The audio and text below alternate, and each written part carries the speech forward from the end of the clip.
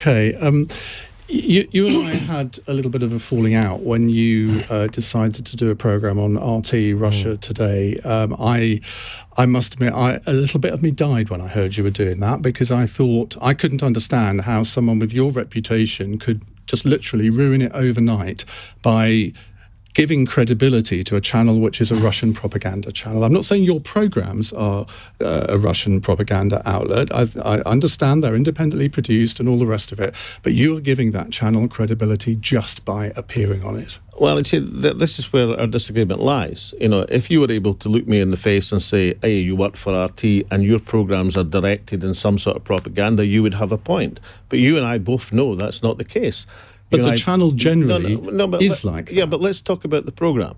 The programme is independently produced. I can honestly say in 3 years, I've never even had a whisper from RT what should and shouldn't let. You know, when I interviewed Peter Tatchell, for example, about gay rights in Russia during the World Cup, nobody in RT lifted the phone and says you shouldn't have interviewed him. We get to do what we like, when we like, how we like. Nobody gives us a recommendation. I'm not arguing on that. And they broadcast you are just their tame little puppy dog, because you give them credibility by the fact that your name is associated with the channel. Unfortunately, I take the view that, I mean, look, if the show originally was meant to be on ITV, I don't know if you know that, but their condition of putting it on was in a trial run, was that I went into the jungle, which I declined to do. It's absolutely true. I would love to have seen that. You might have loved to see it, but you want to talk about credibility. I think that would have been the end.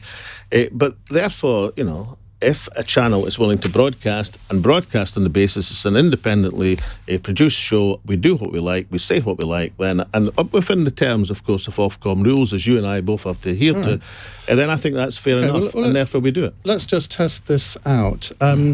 The poisonings in Salisbury, you seem rather reluctant to blame Russia for being behind those. Only in the BBC. 99% of the UK population knows that to be the case. Why is that? Well, the interview you're referring to was because I rather objected in the Scottish election campaign being told by the BBC that I should actually be talking about Russian international politics. The objection wasn't to talking about Salisbury and Russia. The objection was doing it in the BBC, where people are directed. And we're talking about freedom of broadcasting. There's precious little freedom of broadcasting, in my opinion, in the BBC. So my stance with the BBC is I don't think I would sit there and be directed by them. I'm not interested in your stance with the BBC. No, I'm interested in your views on the poisonings. I absolutely agree. I mean, look, I don't think that two GRU or GU agents, as it would be now, were in Salisbury to measure the tower length. Do you think Putin ordered those assassinations? Well, I think that's more difficult to establish, and I don't think that has been established. Do you think the Russian state was behind it? I think there was Russian involvement in the issue, and I also know... Do you think the Russian state was behind it? I don't know, but I know that the OPCW... I know that OPCW put... Novichok substances into their banned list in November 2019. I think they were right to do so, and I think it's important that people adhere to the international standards in these matters. Do you think that the Russian state was behind it? I don't know, Ian. What I do know is that there was...